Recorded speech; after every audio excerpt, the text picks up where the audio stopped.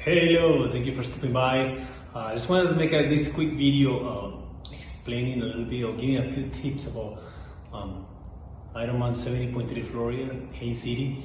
I've done it a few times, and then a lot of people, a lot of my followers are asking me how is it, and is it hard, is it hot, is it rolling? And I just want to give you a few tips that might work, especially if it's your first time doing it. Or even you experience Ironman 70.3, but you never done Florida, so you know what to expect more or less. Before they used to call it flat, now I realize it's not flat.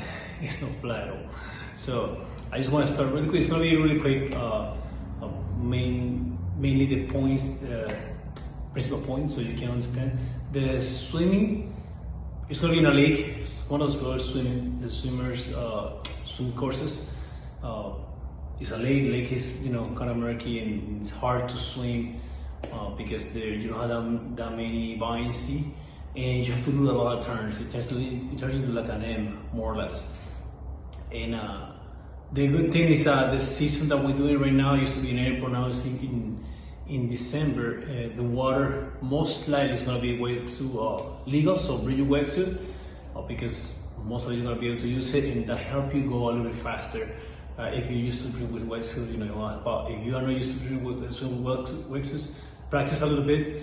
By the time you're watching this video, probably you're in race week already. If it's before, I recommend you to try swim with a wetsuit, and might be able to see anything in the water. So let's be clear water. It's not clean, but it's exciting. Just focus in the next bowie and go one at a time until you make it, and you'll be fine. And one of the anecdotes of my last one, my goals broke halfway through, but you know what, I was thinking you can't see anything anyway, so I was swimming my eyes closed, and anyways it helped out, it worked out. The next point, once you get off the swimming, you're gonna go right into T1,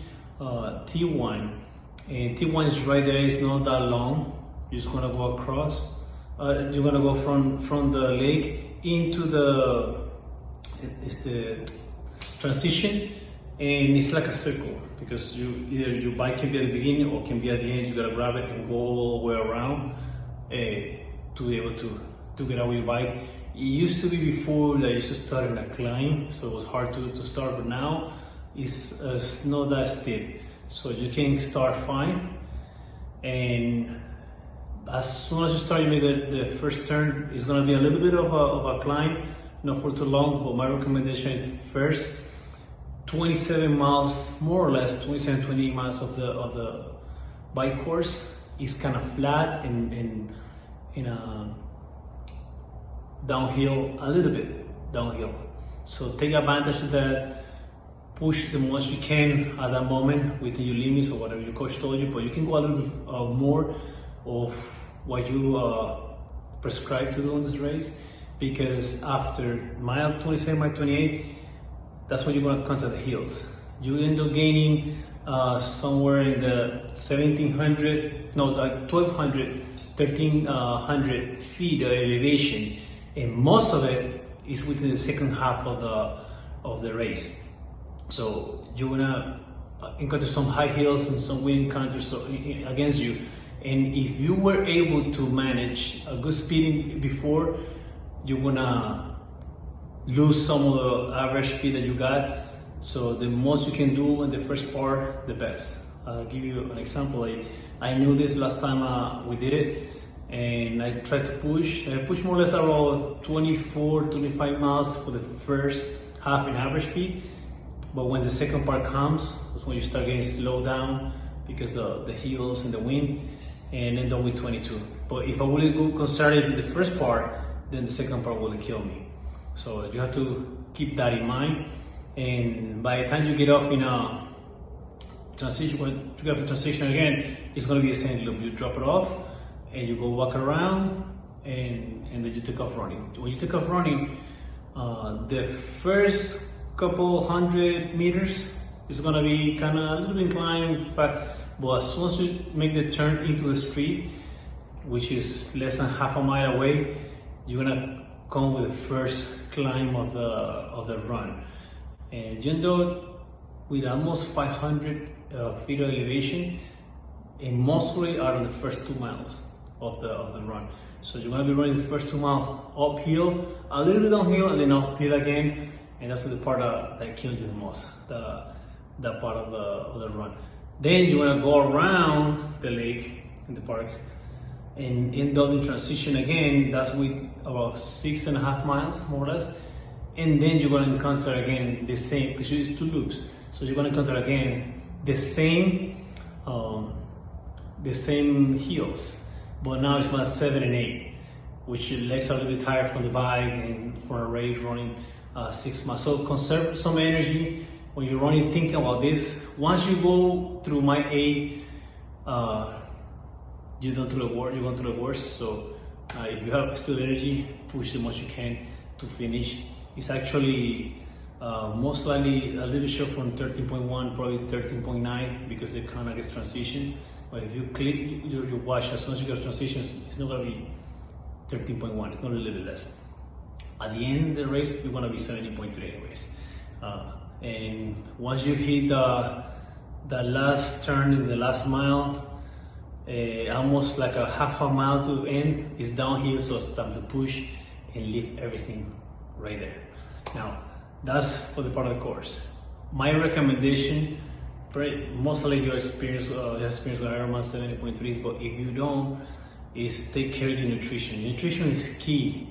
If you don't get the right nutrition, especially when you're on the bike, you're gonna suffer on the run. And that's when you're gonna feel it. At the bike, you don't feel anything. You feel like you're perfect, you're good, and you're golden. But when you get off running, if you don't get the right hydration, it's not about drinking water. Most people think, oh, I drink a lot of water.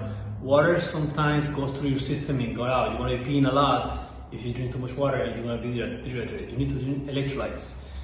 And at least, depends on you, if you've never done a sweat test, or you have some nutritionists that help you out with that, or you can do it yourself. You can Google how to do it, you can do it at home. You know more or less how much you need per hour. I do between 1 and 1.5 bottles of my electrolytes, and I mix actually with BCAAs. I use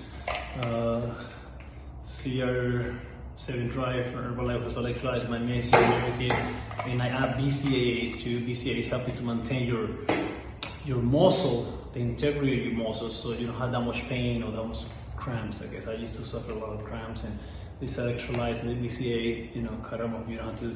I don't have to suffer from them anyways. But you need to drink enough per hour, like religiously. Don't miss that.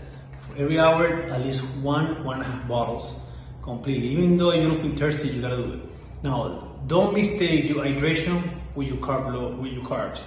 Some people mix the carbs straight in the hydration and try to get it all out. That can upset your stomach. Separate your carbs either by eating or gels. The plan I use on the bike, I take my bottle and a half sometimes, and I have 1 gel every 35 to 45 minutes, more or less, during the bike. 1 before going into the water, 1 in transition, empty 1, and then on the bike I have 1 every 40 minutes, more or less. It's in approximately 40 minutes after transition. And at the end, almost like 5 miles to go or 3 miles to go, I eat something solid. It can be like a bar, something, not protein bar, so bar that has carbs, or a granola bar, or it can be a mix. Sometimes I do a sandwich that roll up and eat like that, and that help out too. And because once you get up running, if you don't got enough low carbs load and your system, and you don't have the right hydration, then you're gonna suffer. And you don't wanna overdo it either, because then your stomach can get upset, and your stomach get upset, you cannot absorb anything. Once you take off running, bring the gels you wanna have planned in your run. There's only water stations. You can drink some water, pour some water with you. I usually get the ice and drink sometimes Gatorade there. If you have your own hydration, like I do, I bring my bottle of electrolytes. I drink my own. I'm used to. Well, I can get sometimes Coke or the Gatorade they offer there. Or sometimes water and ice too, to keep it. And the gels are very important to keep up with your gels, so that way you don't miss that. So that's basically it. Hopefully you have good information with this, and if you have any question, don't feel shy. You can either write a comment, or you can check me out on JC Wellness Coach on Instagram, and you can write me private there. All right, see you.